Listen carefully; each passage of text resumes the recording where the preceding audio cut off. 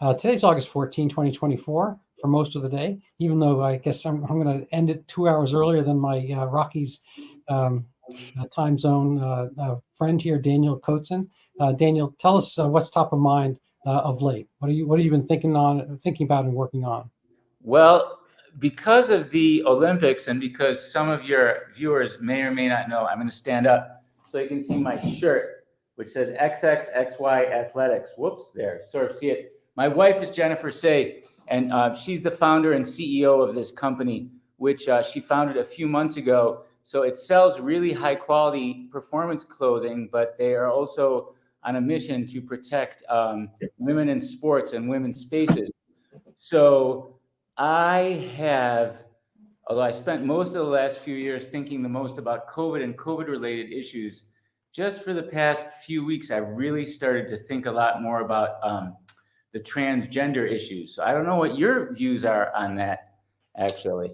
Well, before we transition to either of our views on that topic, I mean, my feeling is very well encapsulated. I forget who did the interview. It'll come to me probably.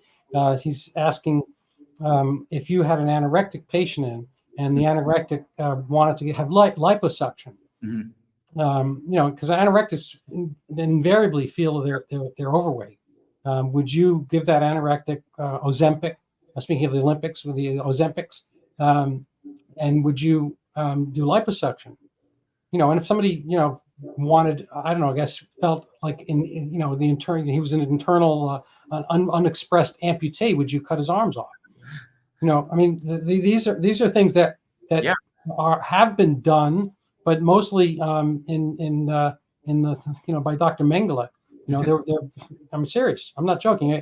Andrew Klavan says that if Mengele had come up to Hitler with some of the ideas that people are doing now, take 13-year-old boys and girls and try to, kind of flip their genitals outside in or inside out, take off their sex, whatever.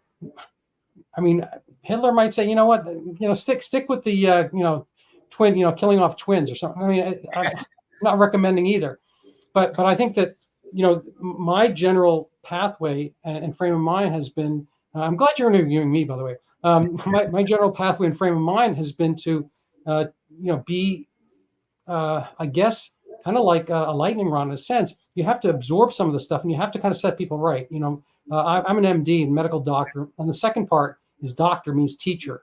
In I guess the orthodoxy, we see this word doctrine, all that kind of stuff. It means teaching. And if you're not going to be doing teaching, and you're only going to be just a cork on the tides of the times, then just be that. But I think you have to have a sense of what is and what is not. And then speaking of XX and XY, I mean, those are medical terms, and it's kind of sad we've reverted to those, like as if the chromosomes are telling us what we see and feel. And I think that's been kind of a mistake. We keep kind of drawing the line further and further back. Interesting. Yeah, I have found actually, I actually tweeted about it recently. Every person that I know of that was immediately opposed to lockdowns, not later, not in the summer, but in the spring of 2020, right away, that said lockdowns were wrong. I know quite a few people like that, hundreds of them, mostly because of Twitter and other places. Every single one of them is opposed to trans rights. There's not, it's as if there's some people that are able to see through a veil of nonsense that somehow manages to fool most people. I used to think, I'm not really sure what it is. You have to be willing to face some opprobrium. We live, Jennifer and I live in a fairly liberal neighborhood in Denver. I put up a couple Trump signs in the yard. I know I'm not the only Trump supporter in the neighborhood, but other people don't put them up. I mean, I know what people are thinking. Some people said, well, what is the gardener going to say? What are the clean? Like, everyone's worried about what people is going to think about them. I don't know how. I'm not like that, but I'm not really sure how people go through life like that, so concerned about what everyone else is thinking. But apparently that's what most people are doing. Well, the person, from Tiananmen Square, it was in 1989. I mean, there are a couple people. I think they're mostly nameless to us because they've been, processed and probably turned into Soylent Green, whatever. But the person everyone remembers about Tiananmen Square is the guy who stood up to the tank. Yeah, I remember him. By being numerically in the minority at Tiananmen Square, versus the number of military people, was he wrong? There's the old joke. If a guy speaks, if a man speaks and there's no woman around, is he still wrong? That's just a joke, of course. But you can't be contextual. You either, I think there's two different ways of looking at these things. They're either absolutes or they're not. And if everything is only contextual and you can only have truths in the sense, an old public health professor of mine came to my I think it was for the wedding or thereabouts, from Rochester, and his second wife came, and she was kind of in that similar vein. I think she's philosophy PhD or something like that. And they wound up having an argument we had a kind of a factory converted loft, so a pretty cool place. But they wound up having this argument that whether there is objective truth. Of course. And they're both of the left. They're both people of the left. left. Says no. The left says no. This is a whole rabbit hole. But I am formerly a student of linguistics and comparative literature, and those fields. This happened starting a long time ago, 50 years ago. Those fields were taken over by relativists, and that's one of the main arguments. For example, in literature, which I studied, what the writer intended doesn't matter. What the words seem to say do not matter. You can deconstruct any text and find other meanings behind it. And when I was a young man, I thought this was interesting and compelling because I thought what we were doing was deconstructing to find a deeper truth. Mm-hmm. But in fact, they were deconstructing to show that there was no truth of any kind there.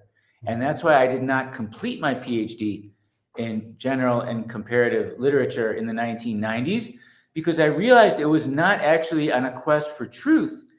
It was a quest to deny the existence of truth. And I think we're a generation later, and this is what we're seeing now. I'm in my 50s. So people that are taking over now in power were raised their whole lives believing there is no objective reality. So if you take something as fundamental as male and female, they don't believe that there's a male and female. That's not any sort of objective reality. That's just societal norms. That's why. So to go back, why I think you were interested in having me on again to talk about Trump, why I'm interested sort of on a deeper level and support Trump is I think we need to blow up some of the intellectual edifices on which we're operating right now. They'll lead to a destruction of important, valuable things like human lives and human decency and human dignity. We can't continue. We can't have a society where there's a denial of reality. So this is what I've been thinking about today specifically, Randy. Going on right now, I think, is the Paralympics. It's sort of parallel. It's for disabled people. It parallels the regular Olympics. It's happening in Paris. It happens for summer and winter. It works a little bit differently so that you don't specifically represent your country. So that there's competing right now a man. He's my age. He's a man in his 50s. I saw the picture. He's running. And what's really horrifying is he's running in the blind category. Oh. So only 4 people get to run in the 100 and 200. You know why? There's 8 lanes. And if you're actually blind, you can't sprint without a guide, without a man running next to you, guiding you. This man who's running in the women's category only has a limited impairment of his vision. So limited that he doesn't need a guide when he's running. He doesn't seem vision impaired to me. So he took the place of a woman, a young woman. She's 90% vision impaired, meaning she's blind. And this is her hobby. She's a school teacher in Spain. She trains. This is her dream. And instead of her, this 50-year-old loser who's not even blind is taking her spot. So and it's being feared by the left. That is what Yeah. That's what I'm saying. How can they look at this man and look at the blind woman whose spot he took and say this is a good thing? Well, is he willing to, if he had his heart and soul, and if he's willing to transition his eyeballs into blindness? Yeah, I'm old. I'm 55. I don't know how you old are. I've been thinking about how old I am recently, because it's amazing to me that I can remember stuff that happened in the 90s really well. The 90s don't seem like a long time ago to me. I was an adult for all of them. I remember them. But yeah, there was a long period. I worked as a volunteer reader for blind people at Hebrew University in Jerusalem. That's where I was. I was a graduate school and student in several universities. That was one of them, and they have the biggest institute for the blind in the Middle East. Israel has the best institute for many things in the Middle East, and because of that, there are actually many blind students that come and study from all over the Middle East at Hebrew University. And I volunteered. I had a scholarship, but I had to do some volunteer work for it. I was a reader for the blind because I'm a very good reader in English, and I can pronounce difficult words correctly. I'm a native speaker, and there's a lot of text for academics that have not been rendered into Braille. So if you're a blind PhD student in various disciplines, you literally cannot read the text you need to read unless someone reads them out loud to you. So that was what I did. I don't know why I got on this rabbit hole, but I spent several years when I was with blind people a lot. I guess that was my point. Reading to them, but you're also with them. And I guess that's why this story in particular got to me. It really got to me. He stole her spot twice. He stole her spot. She's a woman and she's blind, and he's a man who's not blind. And it really, it's horrible. Well, this comes back to me to a basic concept of zero-sum games. So this is a term I heard first in the Jimmy Carter era, and I am because of that fact. It's a fact I'm older than you. I met Jimmy Carter when I was in college. He was running for office back then. Anyway, I met him twice actually, but this I don't forget why. But I'd read political things. I didn't know what they're talking about. Zero-sum game. I know how to play games. Various games, chess and basketball, whatever. But what is a zero-sum game? Well, that means that something conferred to one person has to come from somebody else. Mm-hmm. So like poker, if you're at a poker party, that's a zero-sum game. All the money that comes into the table leaves the table. The table didn't make any money. Nobody's better off on net. Yes. On average, everyone is just as wealthy or poor as when they started. The money might have moved around. So that's a zero-sum game. 6 people playing poker without a house. Without Las Vegas. There are other games, there are other activities that are positive sum, like trade.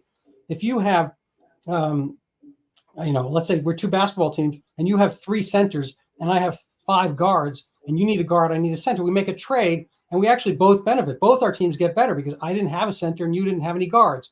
So we give up something of equal value, say, and we both get better. So that's not a zero-sum game. So trade economics works on positive sum games, basically, if you want to think of trade as a game. And so where am I getting with this?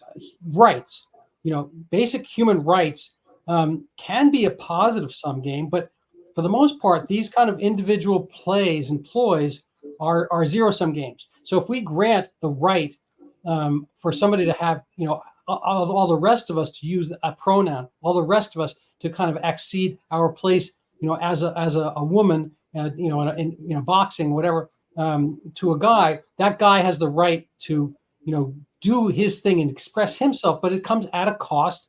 It's frankly a negative sum game because if you count the rights that accrue to the individual and subtract it from the rights given, taken away from the total, this actually goes back to COVID. I think COVID was a negative sum game because certainly some people benefit from a lockdown. My 92-year-old mother-in-law was in our basement. She has since passed on, God bless her soul. But she lived through COVID only to die, from natural causes afterwards. And we kept her, and she wanted every vaccine that came by, and God bless her, she could have them all. And it was frankly, neither zero or positive sum for me to have her. It was probably positive. She wanted them. I gave it to her. Fine. Everyone's happy. But But to have everybody have that same thing because she benefited from it potentially is a negative sum game. And so this comes back to, I don't know, if I like, I'm too lazy, I like, pooping in my pants, and I like swimming at the same time, I wear a diaper to go swimming because I'm an adult identifies as a baby, and I'm in the pool, who are you to take away my right to express myself? Well, the fact matters, you're sullying the pool. And so that's kind of a crude example, but basically this comes down to, the sum of the rights. And the reason we have laws and so forth is that people don't go, slit each other's throats over these things. We have a place to have them adjudicated. When the laws become folly, then people, go crazy. Yeah. I think that's part of what's why some people are fed up about what's happening in the border. This is an issue there have been tensions for a long time, but ultimately, America is a nation of immigrants, but we're also a nation of laws. We can't if people are taking their first step in this country by breaking the law, that's a problem. That's not sustainable long term. I've been thinking about, that's the other thing I've been thinking about is the immigration issue, because I think Trump is going to win. And I think ultimately, really, it's going to be because of the immigrants, and he'll tie that to what's happening in the cities, because that's what people think about more. Yeah. It's not sustainable, the path that we're on. No, I spend time on X and whatnot, and man on the street was interviewing. We want more refugees. Open the borders, whatever, in the UK, but this happened on a personal basis as well. So we interviewed everybody with placard. Would you house some of the refugees? They don't. Do you want them in your schools? Do you want them eating your food, taking your jobs, doing anything else? I think it's visceral for people. No one wants too many. They know there's a big place in the world. Not everyone can come here. Well, it would be kind of a funny thing. You're not necessarily helping those places per se. I mean, you are occasionally, transmitting their problems. If people think having immigrants is a net positive, well, in some regards, for some things, yes. I mean, probably if you want to have a landscaping team and you want to have cheap labor for certain tasks, unskilled labor tasks, and the prices go down, that might work out for you. But in point of fact, if those people were huge add-ons to their own, and so forth, their own countries would already be wealthy. And then it becomes down, it comes down to whether you can fix the problem of world poverty by taking everybody in. If I don't know what the number is, 7 billion people who don't live in the United States all come to the United States because it's a wonderful place. Well, it's not the United States anymore. Yeah. And it becomes a little bit analogous to that pool issue. If I have a really nice pool, and I could probably fit a few more people in the pool, like maybe, charge some money, I can maybe grow a second pool and so forth. It's not going to be working if the pool, takes on thousands of people simultaneously. It's not a pool anymore. And this concept of rights, and again, when I say zero sum, that's generous. A lot of times it's a negative sum. Well, yeah, exactly. Negative sum is even more of a problem. Zero sum is not so bad these days. I think a lot. I didn't think of it that way. That's the problem with the trans rights. It's going to end women's sports.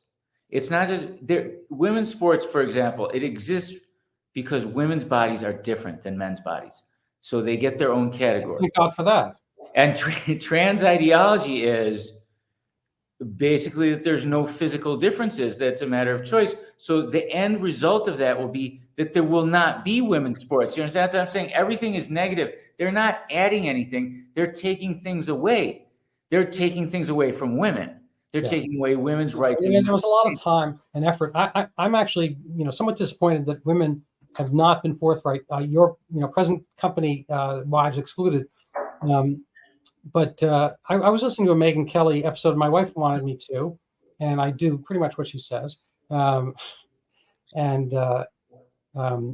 she had on a lot of, gold medal winning, people, former, in the 40s and 50s, whatever, athletes, women athletes. I don't know if Martina Navratilova, but people on that level were on her show, and they were talking about I like to call the William Thomas episode. The University of Penn, the gentleman who cut off only a few letters on either side of Leah, within his name. I think he cut off the WIL and the M. Yeah.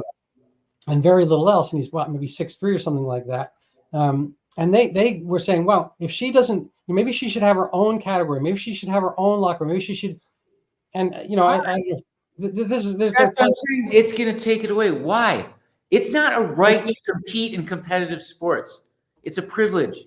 Well, it's not even that. Just to get to I'm sorry to interrupt you, but that's how I roll. But this is a genuine begging the question, which means you're putting something in evidence that doesn't exist. I thought that all the women lost the argument before they started when they kept calling William Thomas she. Yeah. Well, okay, that's what I'm saying. I'm. No one will really say it. There is no such thing as a trans person. You can't be wrong in the wrong body. Yeah, I think I'm an atheist.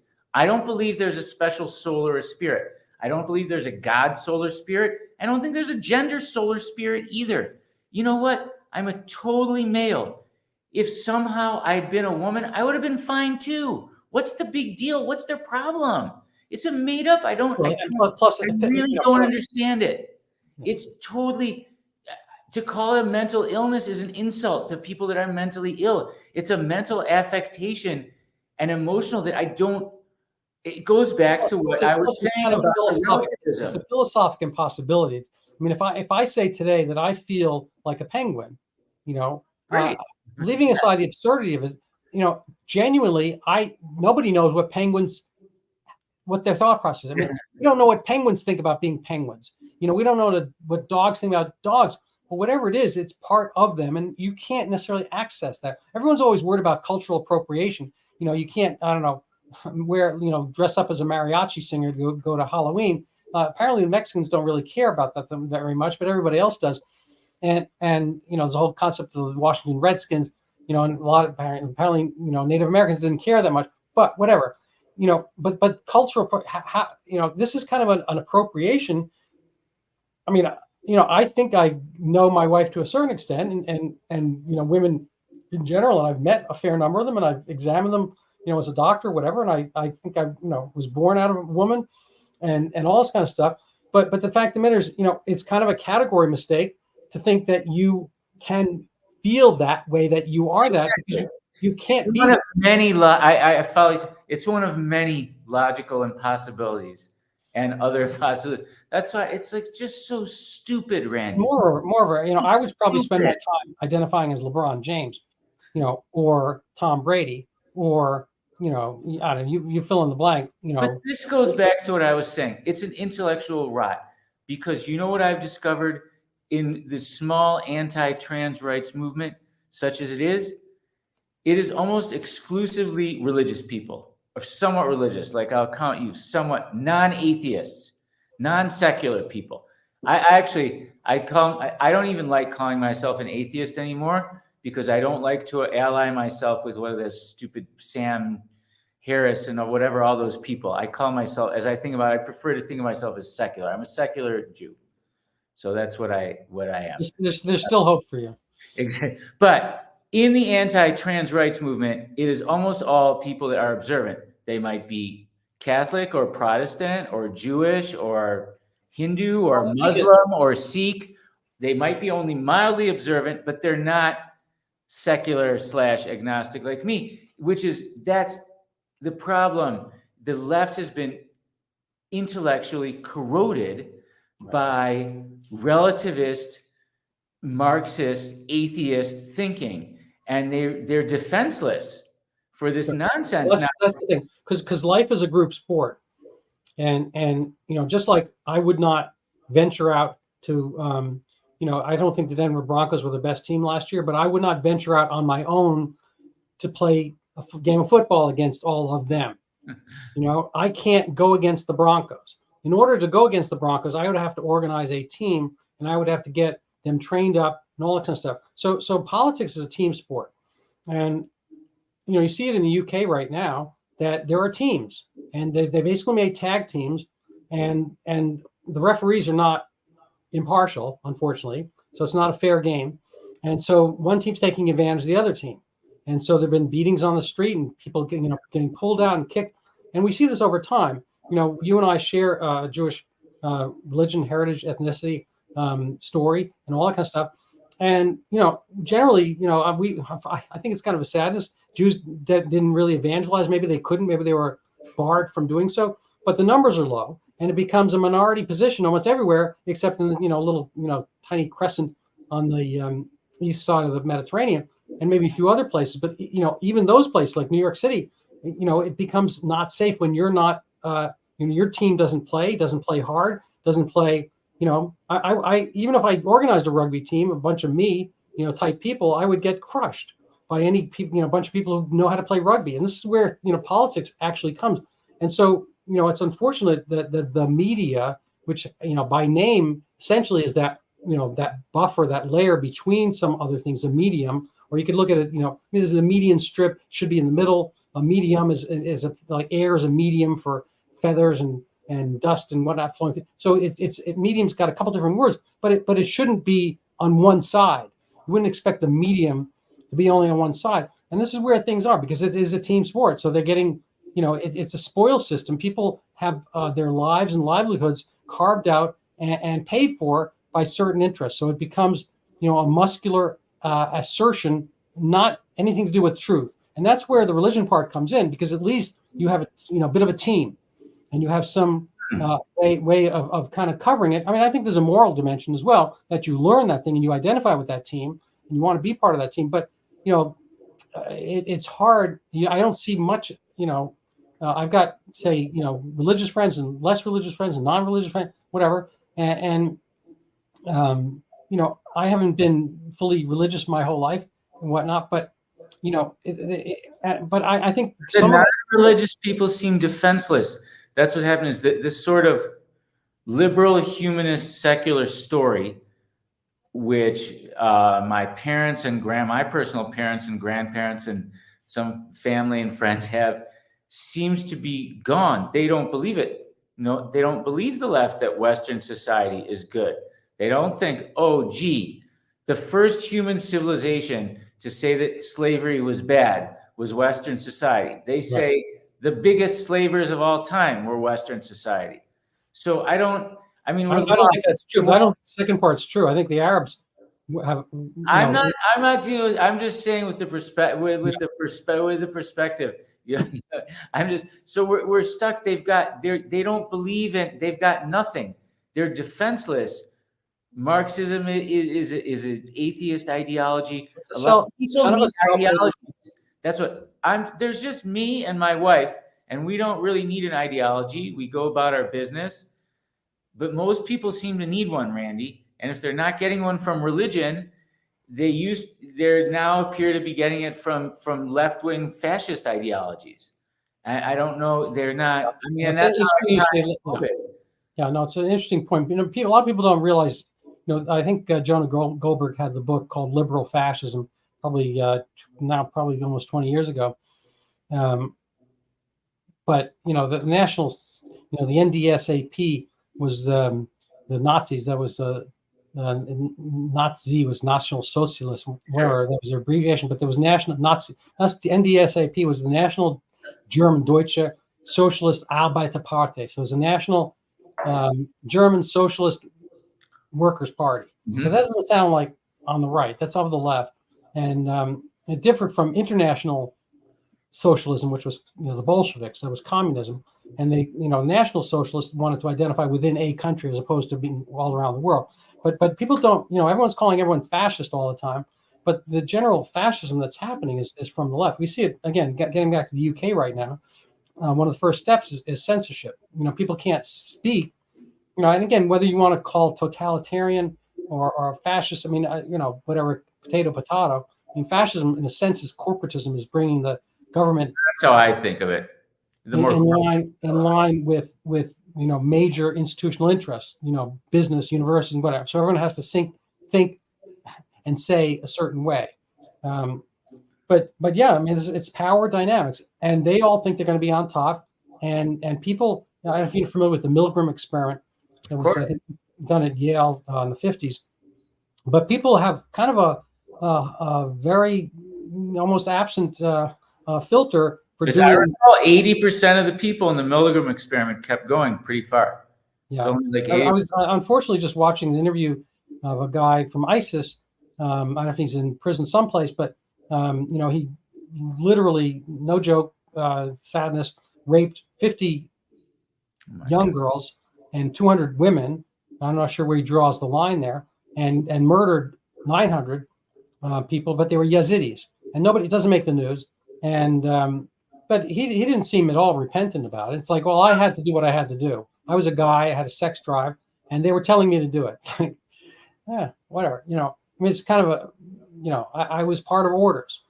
So he's a one-man Milgram experiment. But I think, the thing is, morality is tough.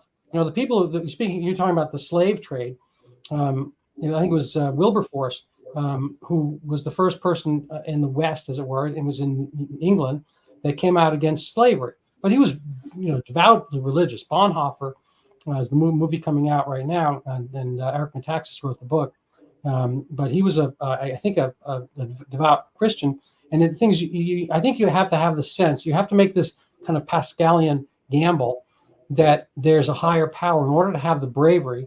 Solzhenitsyn, same thing. In order to have the bravery to put up with the stuff here, you have to believe in another world. Now, I think you can do that. Disagree. But go ahead. Disagree. That's what I think is a problem. That's I'll give you my moral paragon role model, Albert Camus, who I believe was an atheist. He opposed equally, in a time similar to ours, the Stalinists and the fascists. He kept his moral equilibrium and he kept his values. I guess his philosophy is basically most people can't handle it. Yeah, can't handle I agree with you. He said you're like Sisyphus. You roll the boulder up the hill, even though it's going to roll back down. You just keep rolling it. Most people can't handle that. They need a reward. No offense. Yeah, I'm not disagreeing. I don't think I'm disagreeing with you. I'm saying what people do. I mean, to say that you are a brave and unique, not unique, but on the relative scale, relatively unique individual is not hyperbole. But that is axiomatic of the fact that it's unusual for people to do it on their own. But that's what I think we need to try and build. This is good. This conversation is helping me think of as a goal. I think, for example, on various issues like protecting children from trans surgeries and procedures, we can't just be the people protecting children be religious people. Right. It's important to say we can't have all the flashpoints be religious versus secular. As I was saying, also a lot of my allies in COVID stuff, they were observant. It didn't matter if they were Sikh, Hindu, Muslim, Jewish. They were mostly observant. There are other secular atheists in the anti-COVID lockdown, COVID mandate space, but there are not that many of us.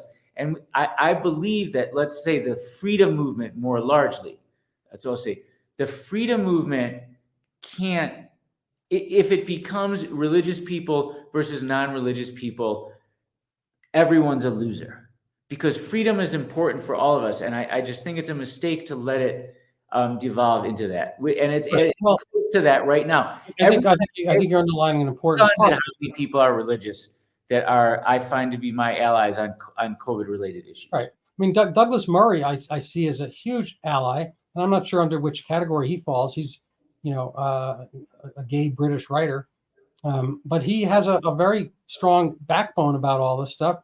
And I might looking it up on my phone while you talk. I bet he's religious. They all are. I don't know. Well, here nor there. I mean, I'm not sure. Jordan Peterson, I met. Jordan Peterson, I know is. Well, but to varying extents, I think he's on a journey. I don't think he's willing to. Okay, that's my boy. From what I saw in my quick search, he was raised Christian, but now he thinks of himself more as agnostic. There's not that many. Douglas Murray. Jordan Peterson, I think, is observant. Well, but my point is, I think there has to be kind of a framework and basis for children in order to come up with some of this stuff. I think we come out, we're animals and we have kind of a savage way about us, and we have to be groomed and certain. Groom has turned into a terrible word. We have to be kind of some things softened and aligned in a positive way, and kind of taught the golden rule. And it takes time because it's not obvious to everybody. You need to be taught values, and what we found is, Right.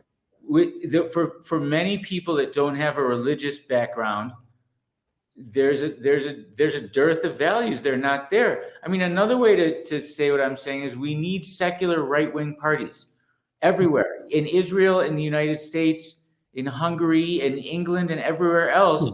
By right-wing, I'll just say, let's say conservative. Yeah, I prefer conservative. Yes. I think it's, the left tends to build the language up, but so they come up with epithets. Everything's right wing. They don't like. Well, here's a paradigm. Here's a way to look at it. One typical difference between the left and the right, and conservative and liberal, is that the left, progressives, they want change, and conservatives are more reluctant to change. And so I think that's a good paradigm. Certain things are changing faster than ever before in human history. Technology keeps changing more and more rapidly.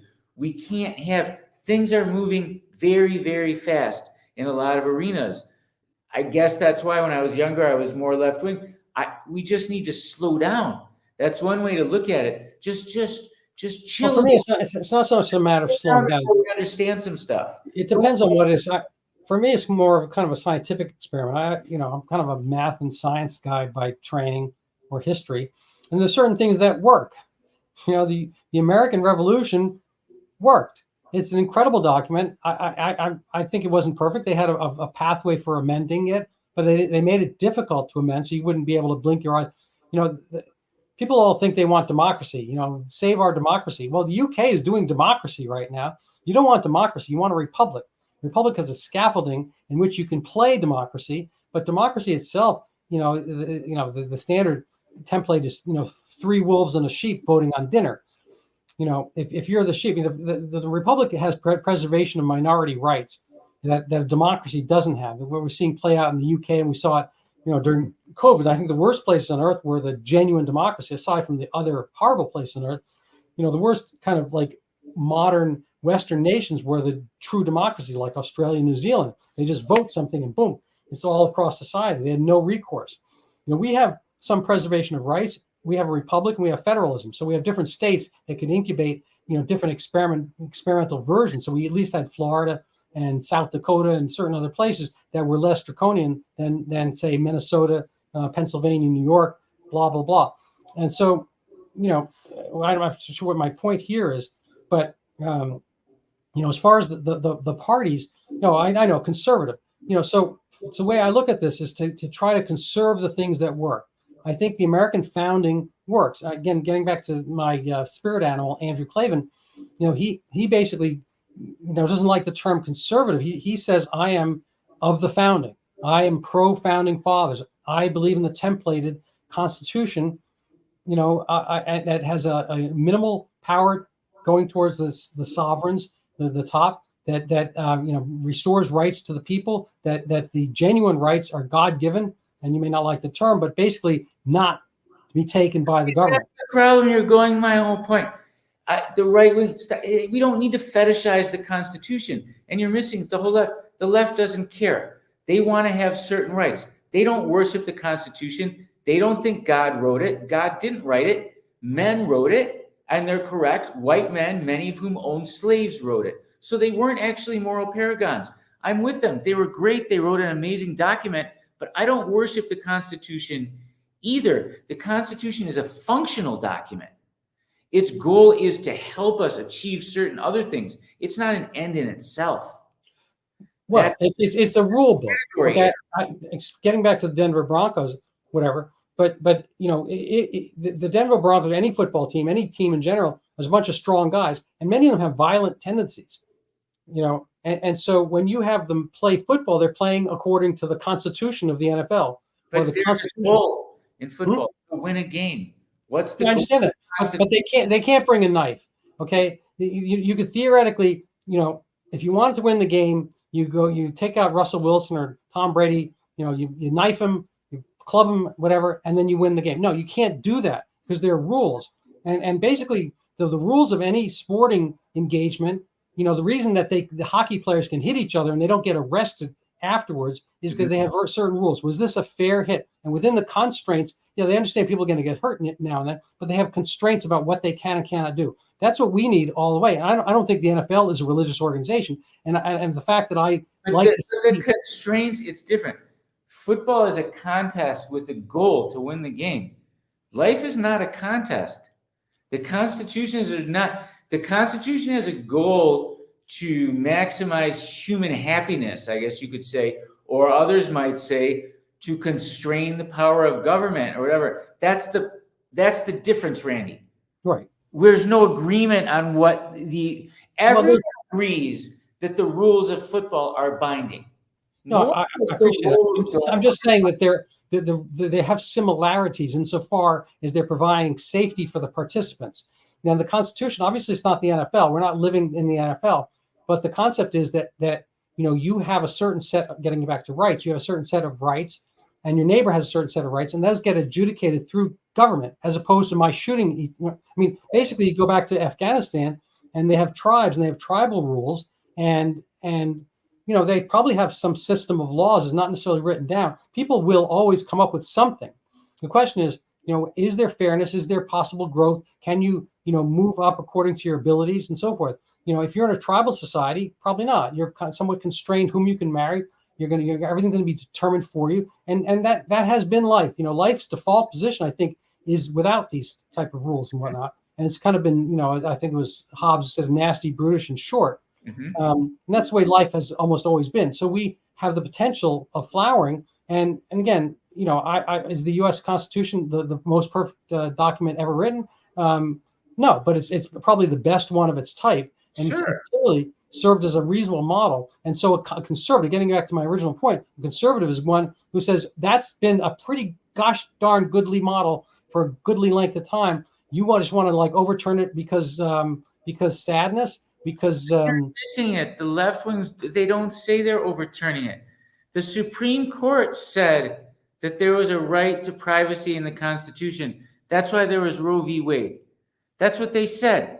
So they didn't say no abortions in America. It's not a right in the Constitution, but we're going to guarantee it anyways. You understand? They pretend.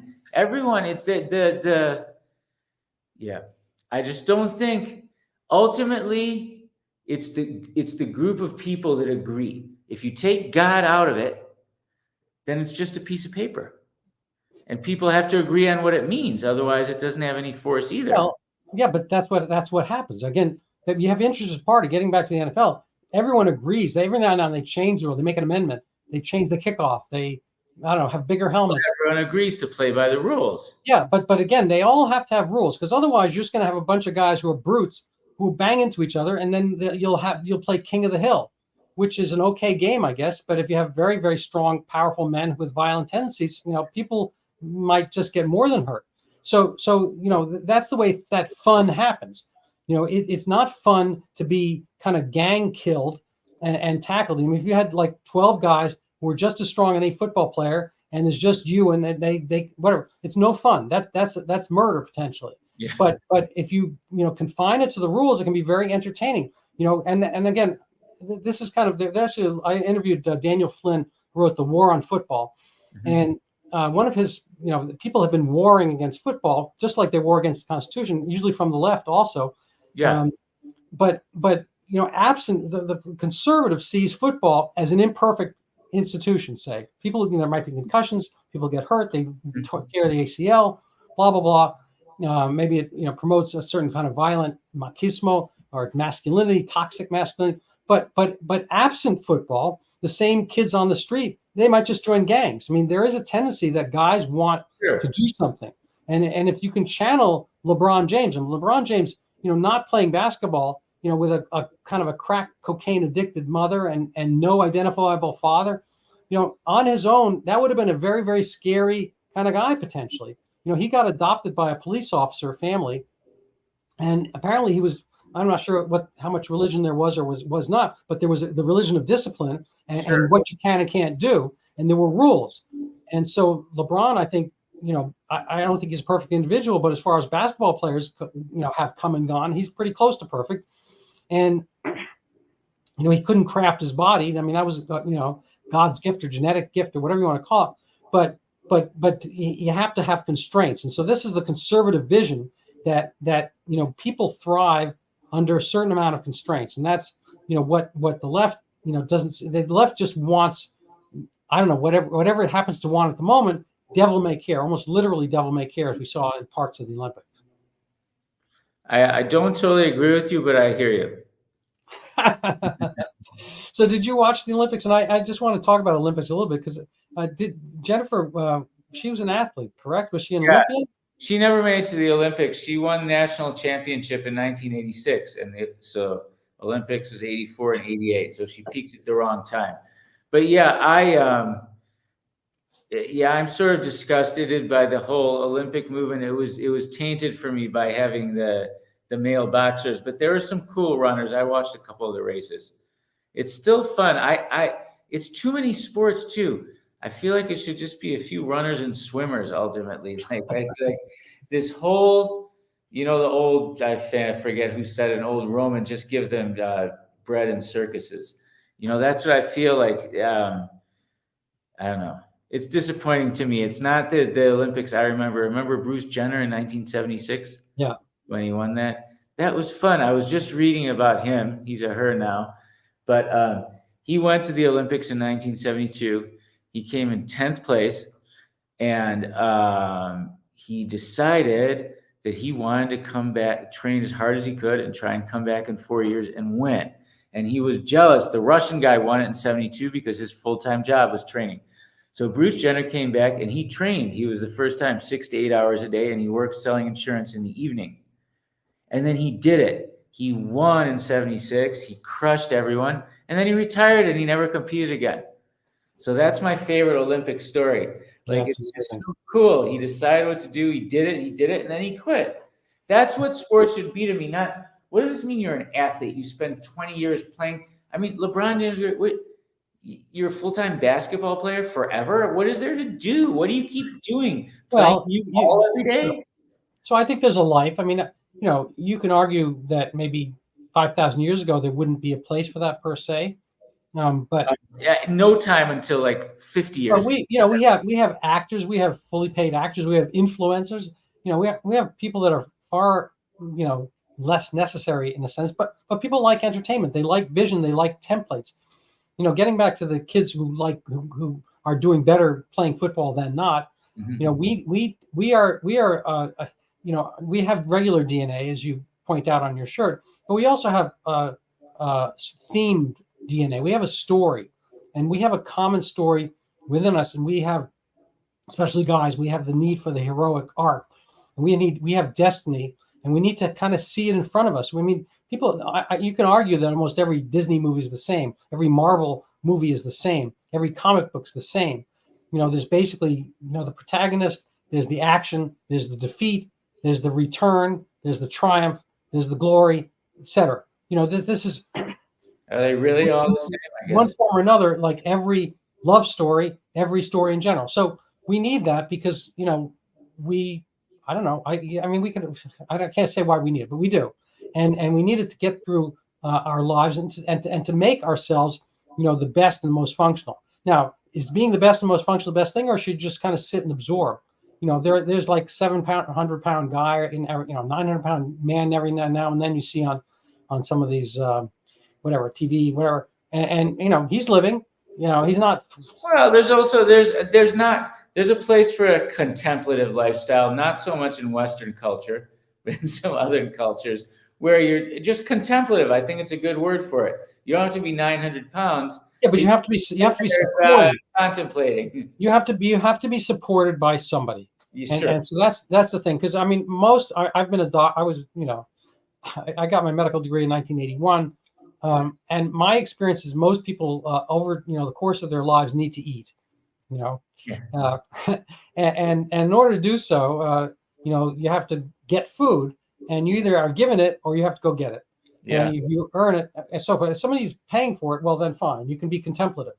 I think part of the problem that brought about Al Qaeda, for instance, is that people could be contemplative without any cost themselves. They were fabulously, there was like 15 out of, I forget what the number was, the total number they have 15 out of 18 or something like that. They're all Saudis, and they're all wealthy. They're wealthy guys, and they're hanging out doing a lot of thinking. So what, I'm not quite where Arbeit macht frei, written on Auschwitz. I mean, but I think it was cynical and sarcastic on their point. But I don't disagree with the concept that work does, make you free. It does give you motivation. It does, give you a place and a way of being in the world, and it gives you confidence. So I think it's a genuine happiness in order to be doing things. Having work is people hate it. They hate getting up in the morning, blah blah blah. But absent that, then they're aimless.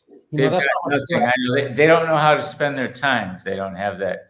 It's fun for most people for a few weeks, and like, what am I supposed to do all day? Yeah. So let me ask you, what's been your kind of like goal in work in general? I know you're an attorney. That's what I'm saying. I'm a more contemplative guy. I'm lucky because I do have someone. Jennifer works and she makes the money.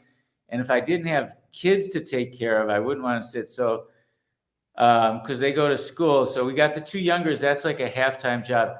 I do feel like the world is moving really fast. And I try and just think about stuff and process it a little bit away from the mainstream media narrative. And it's a privilege, no doubt, as you say. If I didn't have my wife working and supporting the family, I couldn't do it. But I'm 55. I wasn't like this my whole life. But yeah, I've been thinking a lot. I started thinking about the trans stuff because of Jennifer's company. There's no one thinking about it. I'm not saying I'm pretty smart. If I think about something for a few hours, I have a lot of good thoughts. It's not all just reading. It's literally just thinking, Randy. There's no one thinking about stuff. There's no one thinking about there's the two of us. I know. I'm just saying it's hard. Most people are busy. Their brain has stuff they need to think about. If you have a job, you sort of have to think about the stuff in your job. You can't just sit there and say, oh, what do I want to think about right now? People are reading or doing. I like my word contemplative. There's a place for it in a lot of societies. But not in Western society. We privilege like being busy, productive. I like those things too. But there's a place. How many billion did you say? 7 billion. There's a lot of us out there. Yeah, I've kind of lost track. I was counting the other day. I got up to like 1,000 or so, and I forget exactly. But I noticed you were on a docket with Mark Changizi and I'll tell you about it. Then I have to go. That is such a bummer. We were actually the first lawsuit against the federal government for COVID censorship before a lot of the more famous cases. And like the more famous cases, we were thrown out because supposedly we didn't have standing. It was myself, Mark Changizi, and Michael Sanger. And we were represented by NCLA Legal, which did the Missouri v. Biden, whatever they call it now. Mirtha, Janine Eunice was our attorney as well. She was a very important driver. But yeah, we finally went all the way up to the Supreme Court. They refused to hear the case. It was never seen on the merits. The case. To me, I just wish Berenson's case is still alive. Berenson v. Biden. I never cared. I want to see. I think there's direct orders from the government telling Twitter what to do. Yeah. And that was always my dream. And Berenson still wants that. Well, I just can't believe that the Murthy case was originally Biden v. Missouri, whatever it was. Yeah. Jay bought a charge. I listened to Jay's lecture in Boston like 4 months ago, and I tweeted it, and I love Jay, and we had dinner afterwards. But I can't believe they didn't pass it. I mean, I don't know how much more standing you can have. Well, this goes back. This is a topic for another conversation. What I was telling you is that God didn't write these laws. The judges don't care. There's no it's not real. It's just pretend. They can do whatever they want. Whether they're Supreme Court justice, if they want to say abortion is a right in the Constitution, they'll say it's in the Constitution. If they want to say it's not in the Constitution, they'll say it's not in the Constitution, Randy. Yeah, it doesn't matter. But yeah, but the fact of the matter is, it was literally was not in the Constitution. There is no word abortion in the But it Constitution. was the law of the land, and a large majority, was it 9-0 when they voted on Roe v. Wade? No. All the Supreme. Sure, what? I think they No, got. we'll go back. That's we'll check that. You know, this is a yes. My memory used to be better. It was not close vote. I don't remember. I used to know stuff. It was the law of the land for 50 years. It was a It was a constitutional right for over 40 years. All right. So anyone could say now. Anyone who wants to could say, right, well, laws the Constitution, or they could say it's not. That's my point. Those are both valid arguments. There's no right answer because there's no God to say it is or it isn't in there. So you can say whatever you want. Well, there is. You can leave God aside, but there is the concept of morals, and the laws wind up reflecting the morals of that society. I imagine it's legal to have 9 wives in Saudi Arabia. I don't know. I think it's not. But the morals and ethics of the society. Not legal in Utah anymore. I understand, because the morals and ethics and/or the power structure. Yeah, the morals and ethics of the society change, right. And the laws to an extent like those. Yeah, so people oftentimes can't be prosecuted for crimes happening under the law. That's why the slaveholders, founders, that was kind of, it's kind of silly to look at things acontextually. That is who the landholders were. That's what people were there doing, and that was kind of it certainly wasn't unique to the United States in the 18. Well, as you probably know, Abraham, Isaac, and Jacob, they all had slaves. And so you can find them. You can find them today in Mauritania. You can find them. There's basically one step away from slavery in parts of Pakistan and Afghanistan. There's kind of chattel slavery in large parts of the world, and indentured servitude and so forth. I don't think it's as nearly unique as people think it is. The opposite. I don't think it's obliterated the way people think it is. So Daniel, let's get back to your thesis. Last thoughts, because they asked me last questions, and I had to go pick up the kids at camp. All right. So last questions. You never voted for a Republican for president? No. And I'm going to pull up that tweet. Yeah. I'll be right back, but keep talking. Yes, I'll keep talking. So I'll give a backstory. I was against COVID lockdowns even before they were announced. So I was agitating against them in March of 2020. In April of 2020, to many of my followers on Twitter that like to keep reminding me that lockdowns happen on Donald Trump, I'm aware. I don't think Donald Trump did a great job on COVID. He's not comparable what he did with Kamala Harris and the Democrats did. Lockdowns, mask mandates, vaccine passports, those are all initiatives of the Democrat Party. Trump should have fought against them, but he's not particularly responsible for them. So I renounced the Democrat Party in April of 2020. I told my wife I would never vote for them again. I was repulsed because they embraced the lockdowns and censorship, and then mask mandates and vaccine mandates, and in short, tyranny. So there was no chance I was voting for Biden in 2020. I was close to voting for Trump, but then I was still mad at him because of not fighting against the Democrats more. And then I was not going to vote, but then I voted for the Libertarian in the last second. But this time, I'm very excited to vote for Trump. I'm happy with Trump. I like him. I think he's grown a lot as a person. And I thought this before he stood up after an assassination attempt and said, fight, fight, fight. So I'm actually, this is not like a begrudging vote for Trump. I'm very excited. I think he's the man of the hour. I think he has the best chance of anyone of fighting to redeem our American freedoms as guaranteed in the Constitution, although only written by men, not divinely inspired. Well, when you say an incredible document written by amazing geniuses that has proven itself one of the greatest founding document any country has. Right. So just getting to one word though, then, and when you say moral, what's the basis of morality? Well, that is a hard question for those of us that don't have a religious basis. Yuval Noah Harari, who I think is a very interesting, important thinker, although he's very dangerous, his point of view on it is there's religious people and they believe silly stories. I sort of share that view. And he said, and then there was a liberal humanist story, and that's also silly stories. So now we're stuck with nothing. Well, he's describing what's happened to the global left. I still sort of believe in the liberal humanist story. What I do, Randy, is I do as if there were a God. God to me is a metaphor.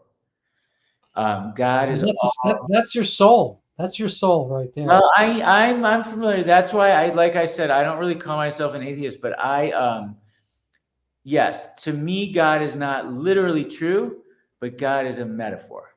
So I guess God probably sees you the same way. See, God doesn't have vision. What kind of God would see the way we did? I was joking. There's apparently a joke between an atheist comes up to a rabbi or whatever and says, I don't believe in God, and the rabbi says, the God you don't believe in is one I also don't believe in. Well, I'm answering your question seriously. I think what I use on a practical basis for morality is a version of John Rawls. Are you familiar with his veil of ignorance? So he was an important thinker 40, 50 years ago. He said to figure out if something was moral or a society was moral, pretend you didn't know who you were going to be born into. Like you were going to be born into America.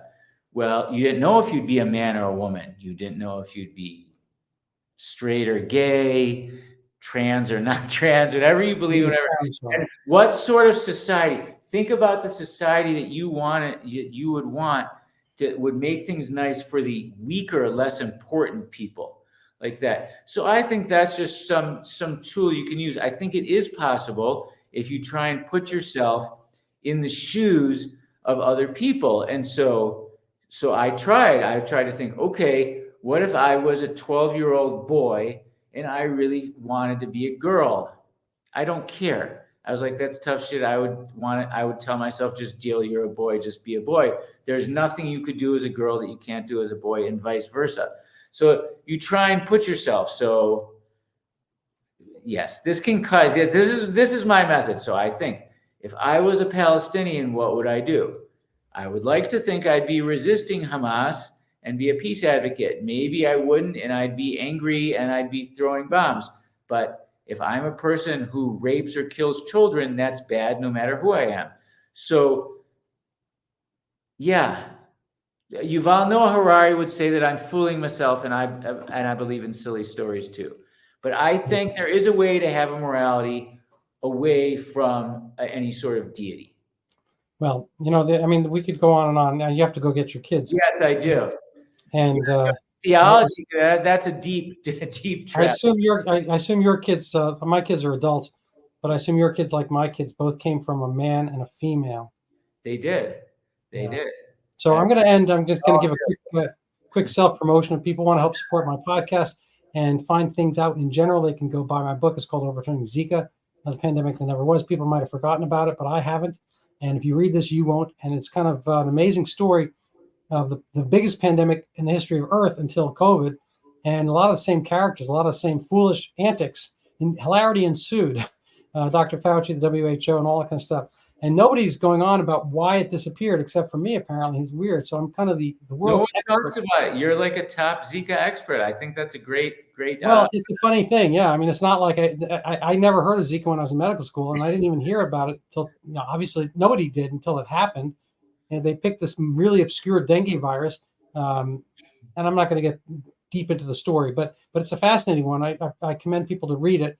At least buy the book. Reading would be important. Reading it is less important, but yeah, it's definitely one of the most important books on Zika out there. I can vouch for it, and I think someone, maybe the WHO or CDC or someone, declared monkeypox an emergency again today. Oh my God, they just never ever stop. They never ever stop. Write another book on monkeypox. Well, I actually have some intention of doing something like that. I might do a piece on monkeypox because I wrote an article on Donald McNeil in the New York Times, a guy who basically go medieval on the coronavirus. He's Dr. Fauci's voice box in February 2020, March 2020 in New York City. Anyway, that's kind of why we got into a lot of this crap. Anyway, he's a monkeypox-ist. Oh my God. On his Substack, once he got kicked out of the New York Times for completely different reasons. Anyway, but he's got a book on the what is it? The wisdom of plagues. He wrote a book. They want plagues. All right, I got to stop talking because we could talk about plagues is our topic. We could talk about that all day. All right, so you have a lovely rest of afternoon. Thank Thanks you for being on. Appreciate it. Talk to you. Bye.